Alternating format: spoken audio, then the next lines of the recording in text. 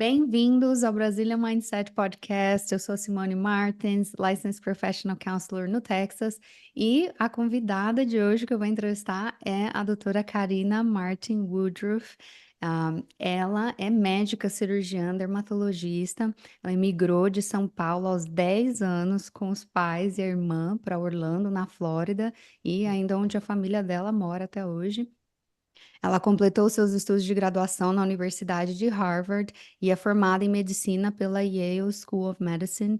Tem residência em dermatologia na Universidade da Califórnia, em São Francisco, que é a UCSF. Depois de trabalhar como professora assistente na Universidade da Califórnia por vários anos, ela se mudou para Dallas com a sua família em 2022. A doutora Karina tem um interesse especial em dermatite de contato e testes de contato. Ela é diretora do Epiphany Skin Allergy Institute em Dallas, onde ela atende seus pacientes. E além de atender pacientes, ensinar residentes e estudantes de medicina, ela foi cofundadora de uma linha de cuidados hipoalergênicos para a pele chamada Vetted Dermalab, lançada em 2023. Ela também é editora associada da revista dermatológica Dermatite. E nas horas livres aí, ela gosta de passar tempo com o marido, os dois filhos, que são a Siena, de 5 anos, e o Rio, de 3 anos, e um cachorrinho. Doutora Karina, bem-vinda ao Brazilian Mindset. Obrigada, Simone. É um prazer estar aqui com você. Bom, então começa contando um pouco da sua história, como que você veio parar aqui nos Estados Unidos e como que trilhou aí essa carreira de se tornar uma médica dermatologista aqui. A gente mudou, então eu morava em São Paulo e a gente mudou para os Estados Unidos quando eu tinha 10 anos. Meus pais estavam procurando oportunidades melhores para nossa família. A minha avó já tinha mudado para os Estados Unidos uns anos atrás, então isso facilitou muito o processo. E aí a gente mudou e eu cresci em Orlando. Nunca pensava que eu ia ser dermatologista ou médica, mas várias experiências que eu tive quando eu era criança, que eu tive uns problemas médicos, me levaram nessa direção. E aí, quando você veio aos 10 anos, na verdade, você é a nossa primeira guest até hoje que veio para os Estados Unidos quando criança. Como que foi essa transição para você de vir para cá aos 10 anos? Olha, eu acho que eu fui muito afortunada porque eu vim quando eu era nova, ainda estava naquele período crítico da linguagem. Então, quando a gente chegou, eu lembro que eu chorava, não queria ir na escola, porque não falava inglês, e quando eu estava no Brasil, eu era uma estudante muito dedicada, então eu ficava preocupada que as crianças iam achar que eu não sabia falar, ou sabe, eu tinha um monte, foi um tempo difícil, mas em Orlando tinha o programa ESOL, English as a Second Language, então teve uma integração e foi minha mãe me conta, aconteceu muito rápido, porque eu passava parte do dia numa classe com uma professora que falava português, tinha outros brasileiros, e aí a gente fazia um pouquinho em inglês, um pouquinho em português, e as outras matérias em inglês. E aí quando você progredia, eles iam te mandando mais e mais para ficar na classe de inglês. Então, minha mãe fala que assim, em 6 meses eu já estava a maioria do tempo na classe só inglês, e depois de um ano eu já fui para uma classe normal. Então Sim. foi um momento fácil para mim, sabe? Mas eu vi, por exemplo, para meus pais, que eu sei, meu pai era engenheiro, minha mãe era professora no Brasil. Para eles a transição foi muito mais difícil, porque eles tiveram que navegar uma mudança total na carreira deles. A maioria dos meus pacientes de terapia hoje são, né, brasileiros, imigrantes que vieram como adulto e trouxeram seus filhos ou começaram a ter filhos aqui, mas alguns trazem os filhos nessa idade escolar e tem toda essa dificuldade, né, na adaptação, na transição, sabem que as crianças passam aí os mesmos medos, né, que você tinha, os mesmos receios, mas depois, sabendo que a criança normalmente tem uma capacidade bem mais rápida, né, de aprender inglês, de conseguir se ajustar. Então é legal assim ouvir de alguém como você que é possível, né, fazer essa transição, até para aqueles pais que estão considerando vir, mas têm esse receio, né? Totalmente. Eu acho que realmente é um gift, né? Um presente, essa habilidade de falar duas linguagens e aprender as linguagens nesse período na minha vida. Porque eu acho que, assim, é muito mais fácil agora aprender outras linguagens. Medicina é uma linguagem. E eu vejo a facilidade que lembra, que eu lembro palavras novas, novas condições. Quando eu estava na escola de medicina, eu lembrava. E realmente é uma coisa, o cérebro muda, a gente sabe disso quando você tem quando você conhece outra linguagem durante esse período crítico. Uhum. Então, como que foi que você decidiu fazer medicina? Olha, Simone, quando eu era adolescente, eu tinha vários problemas ortopédicos. Eu tinha escolioses, então eu tive que fazer uma cirurgia e foi um tempo muito difícil para mim, como você pode imaginar. Como adolescente, já é difícil ser adolescente. E Uhum. aí, em cima de tudo isso, eu tinha uma doença que era bem visível. No momento que eu tava assim, tudo sobre a sua aparência é uma coisa que você acha que as outras pessoas estão percebendo. Então, eu ia no médico, foi um tempo muito difícil, eu chorava toda vez que eu ia no médico. E aí eu fiz a minha cirurgia, eu fiz uma spinal fusion e mudou minha vida. Depois a minha confidência melhorou, tudo melhorou, sabe? Não tinha mais dor nas minhas costas. E eu vi o poder que o médico pode ter na vida de um paciente.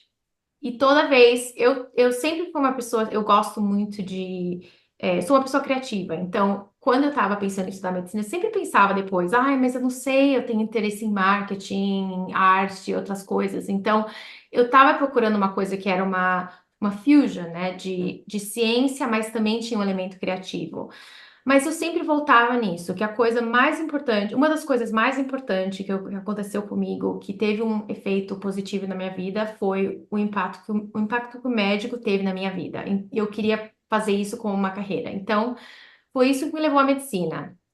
Quando eu cheguei e eu comecei a procurar as especialidades diferentes, eu vi que eu gostava muito de conversar com as pessoas, de ter relacionamento com meus pacientes, que eu sou uma pessoa sociável, e eu gostava também da combinação de o elemento científico que você está fazendo diagnósticos, você está um algoritmo que você está seguindo, mas também eu gosto de coisa criativa. E dermatologia é perfeito para mim, porque eu descobri uma coisa que eu posso fazer procedimentos.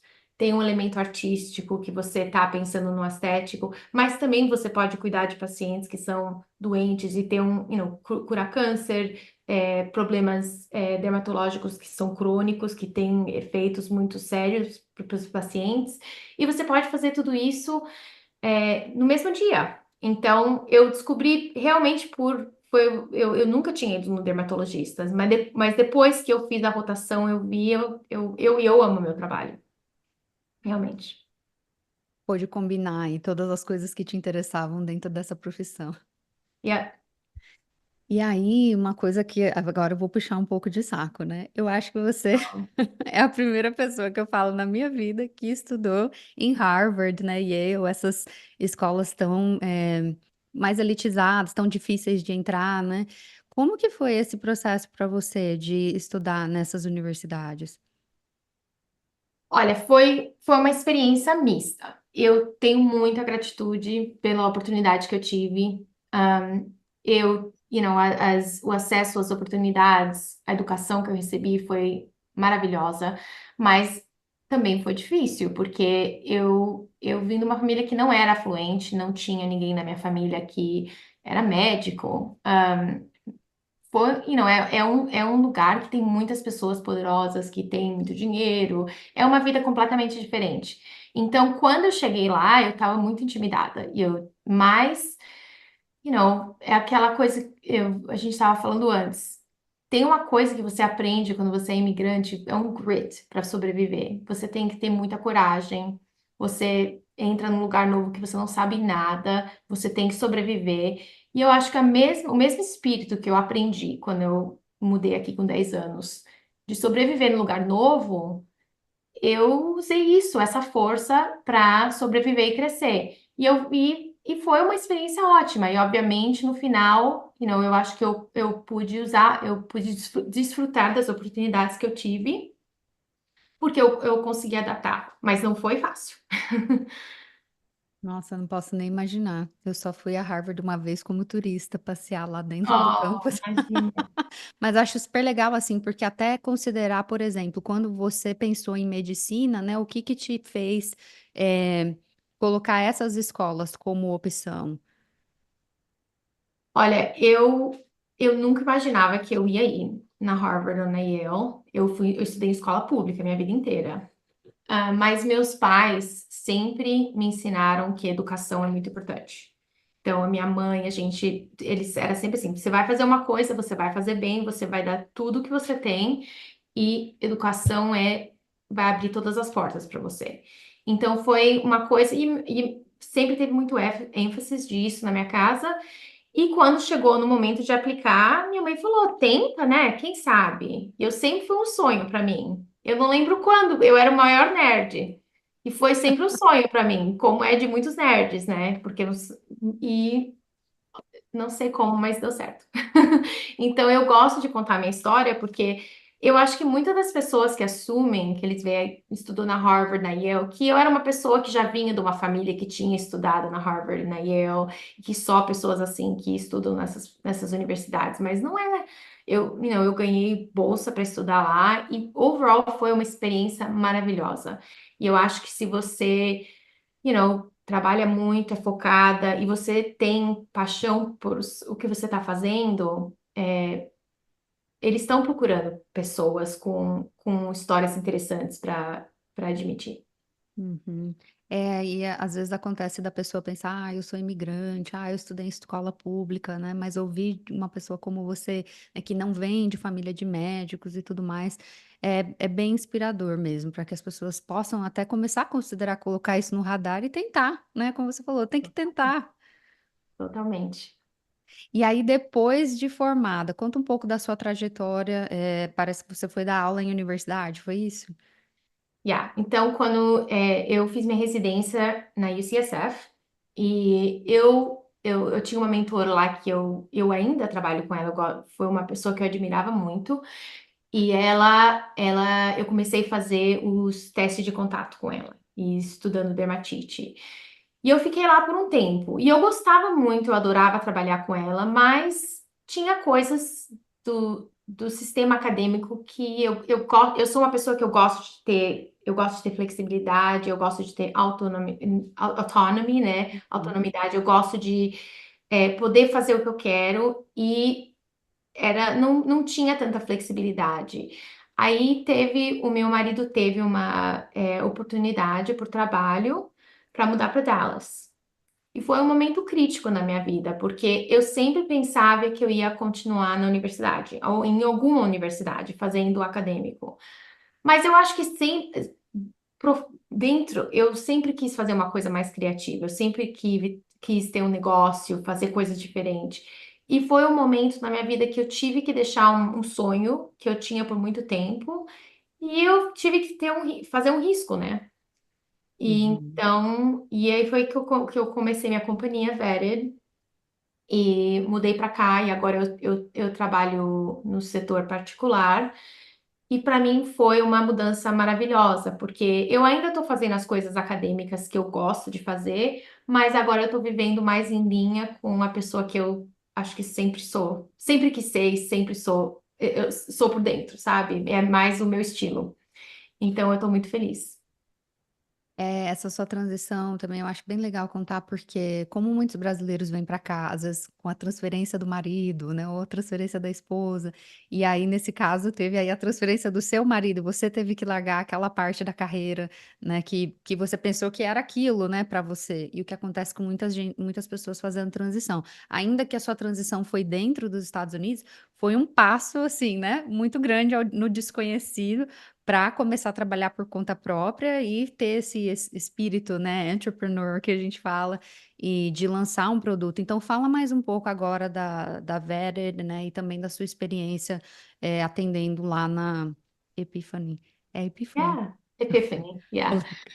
Então, eu vejo muitos pacientes com dermatite e a gente sabe que nos últimos 10 anos a prevalência de dermatite aumentou a produtos, reações a produtos cosméticos. aumentou por um fator de quase 3. Então, a gente está vendo realmente um epidêmico de pacientes vindo com problemas na pele por causa que eles estão usando muitos produtos ou produtos que estão cheios de allergens, né? Ou químicos que Uhum. causam alergias ou irritação na pele. Então, eu estava vendo isso nas minhas pesquisas que eu estava fazendo na universidade, e eu pensava, como que as companhias que estão criando produtos não estão incorporando a informação que a gente sabe sobre o que está causando alergia na formulação? E é porque tem um disconnect, que as pessoas que fazem produtos não são as pessoas estudando pele ou estudando alergia. Então, com a minha mentora, actually, duas mentoras que eu tinha na UCSF, a gente criou essa linha, porque nenhuma das três queria, ou pensava que a gente ia criar uma linha de produtos, mas a gente queria resolver um problema clínico, um problema que eu vejo na minha clínica todo dia. Eu estava acompanhando alguns dos seus posts no social media de você fazendo ali a review, né, dos produtos cosméticos e falando ali o tanto de componentes químicos alérgicos, né, pessoas que têm reação, e aí também mostrando a parte científica, né, de por que que isso causa o quê. Então, assim, achei bem legal essa ideia de começar a fazer isso publicamente, porque a gente sabe que existe uma grande indústria de marketing vendendo produtos de muita baixa qualidade, né, muitas vezes aí pelos influencers da vida, né, que tá passando um produto Yes. X, mas não tem nem ideia do que tá colocando na pele. Você pode falar um pouco mais disso? Então, o FDA não regula esses termos que você está falando em marketing. Então, quando você vê num produto hypoallergenic, hipoalergênico, ou você vê até fragrance free, não tem fragrância, o FDA não está regulando o que as companhias colocam. E tem várias pesquisas agora mostrando que os nomes no label não correspondem com o que a gente sabe sobre os químicos que estão no produto. E tem muito fear-mongering também. Esse produto não tem phthalates, não tem parabens. E não que isso não é importante, mas o risco de você ter um problema por causa de um desses químicos, que é um endocrine disruptor, é muito mais baixo que o risco que você vai ficar alérgico a alguma coisa. E que as pessoas não sabem, e eu não sabia antes de eu ser uma dermatologista, é que não é que nem, alergia a peanuts ou shellfish, que você come e você já tem uma reação e você sabe que você é alérgico, e normalmente isso você descobre, cedo na vida.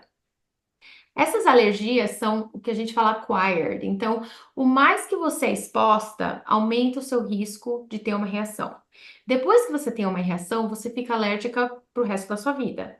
Então, Uhum. por exemplo, essas unhas Dip Gel tem um químico que é methacrylate, né? E esse químico causa alergias sérias. Se, não é todo mundo que usa que fica alérgico, mas o mais que você usa essas unhas, aumenta o seu risco de ter uma alergia.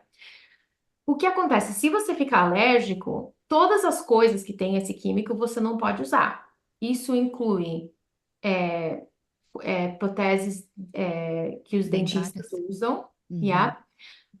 E, por exemplo, se você tem que ter um knee replacement, o cimento que o médico ortopédico usa, ele usa essa glue para usar. Então, tem, tem muitos químicos que são usados em todo o nosso environment e a gente está usando 10, 15 produtos todo dia que tem esses químicos, eles são sensitizers, pode aumentar o risco de alergia.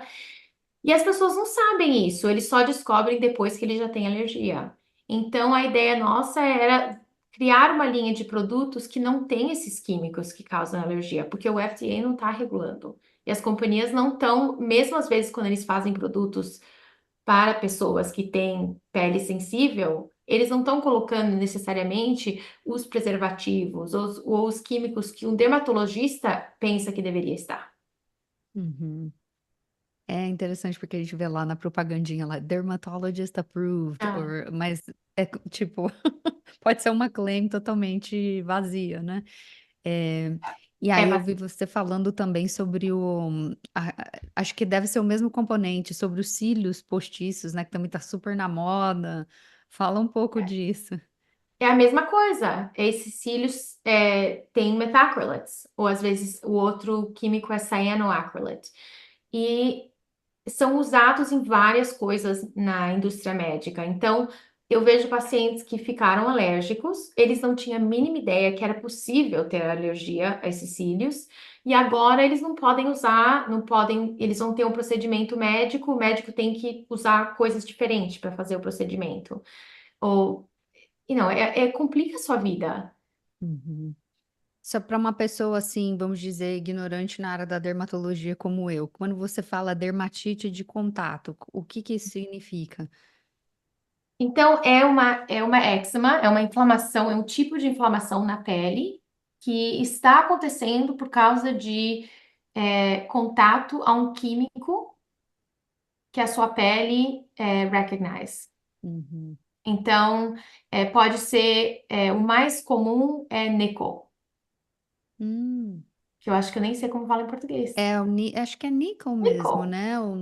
que é Que nos tem nos brincos. brincos. Uhum. Então, esse é o mais comum que a gente vê. Fragrância é outro super comum. Então, quando a fragrância contacta a sua pele, se os seus T-cells, que é as células imunológicas que Uhum. é, causam essa reação, começam a recognize fragrância, toda vez que você tem contato, você vai ter um eczema na sua pele.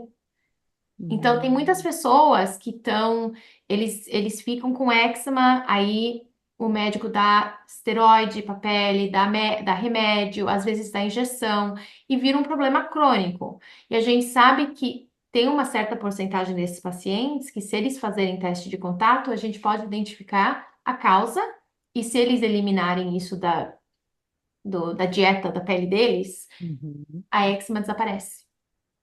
Interessante que a gente não pensa na pele como um órgão vivo, né, que está absorvendo essas coisas e está causando, né, efeitos dentro do corpo. Totalmente. É um órgão, é um imunológico, é o tempo inteiro. Nossa pele está interagindo com o nosso environment. Uhum. Ai, tô adorando nossa conversa. Me fala um pouco Eu mais também. como que uma pessoa faz se ela quiser ser seu paciente, quiser fazer esses testes ou precisar, né, desses cuidados dermatológicos. Yeah. Então, a minha clínica é Epiphany Dermatology, em Baylor, em Dallas. Então, pode ligar para nossa clínica, pode book também online. Uhum. E a minha companhia pode comprar os produtos no veteddermlab.com. E se uma pessoa tem interesse de aprender mais sobre patch testing, ou contact dermatitis, ou dermatologia, eu também estou no Instagram e no TikTok. Ok, como que É é o seu Dr. Instagram? Dr. Karina Woodruff. Ok, Yeah. ótimo. Tô adorando acompanhar seu conteúdo lá. Quais os produtos que tem até agora na sua linha? A gente tem 5 produtos. Tem um cleanser, Uhum. dois moisturizers, um que é mais leve e um que é mais grosso, mais para usar à noite. A gente tem uma vitamina C, a vitamina C tá sold out agora, então a gente provavelmente vai ter mais um próximo 3 meses. E aí, o último produto é um retinoid, Uhum. que retinoid é um análogo de vitamina E, vitamina A, que a gente usa para tratamento de acne, mas também para anti-aging. E a Uhum. gente tem uma formulação que é para pessoas que têm pele sensível. Muito legal. Você tem algum plano de fazer filtro solar? Que eu acho que aí é bem, bem popular, né? Totalmente, é o nosso sonho, mas é difícil o filtro solar, porque o FDA não aprovou filtros por muito tempo. Hum. Então, os filtros que existem em outros países são superior. Não só porque eles podem criar um produto mais elegante, eles não deixam aquele white cast no Uhum. rosto, não sente, sabe? As pessoas, não é uma experiência muito elegante usar o filtro solar do que tem aqui nos Estados Unidos. Uhum. Mas também os filtros que tem em outros países, em geral, a proteção solar do UVA é melhor. Uhum. Então a gente está é sempre uma coisa que a gente está pensando em fazer, mas é difícil porque os building blocks de um filtro solar excelente não existem realmente aqui. É Uhum. difícil competir. Entendi. Então, por causa dos ingredientes e o efeito que ele dá depois, você não teria acesso a esses ingredientes aqui. Enquanto o FDA não aprovar mais filtros, mas é um sonho que a gente tem, com certeza, mas é um produto, é muito difícil de fazer e é difícil criar um produto de qualidade, porque não tem os mesmos filtros que os outros países têm. Entendi. Bom, para encerrar esse nosso tempo, eu queria saber assim de você, quais o que que você diria para uma pessoa que quer entrar nessa carreira de medicina, de dermatologia, ou até palavras de encorajamento finais, né, para aqueles que são imigrantes aqui nos Estados Unidos, ou brasileiros que estão considerando vir para cá? Eu acho que a experiência de ser, eu tenho muita admiração por imigrantes. Eu acho que a experiência de ser um imigrante te dá habilidades, faz você crescer como uma pessoa de uma maneira que é singular. E essa força que você ganha passando por esse processo pode te ajudar em muitos outros jeitos na vida. Pode te dar empatia a outras pessoas, a outros imigrantes, a outras pessoas que estão passando por uma dificuldade na vida, mas também uma força para combater mudanças, dificuldades. Então, eu acho que eu fiquei muito feliz de poder contar minha história, porque eu acho que ser um imigrante é uma coisa positiva e é uma coisa, pode te ajudar muito. Uhum. Yeah. Ai, muito obrigada pelo seu tempo, por compartilhar sua história, seus conhecimentos. Tenho certeza que vai ajudar muita gente e agora as pessoas podem te encontrar e também encontrar os seus produtos. E vou continuar te acompanhando aí no social media, porque eu tenho aprendido muito sobre a área da dermatologia. Obrigada, Simone. Adorei conversar com você.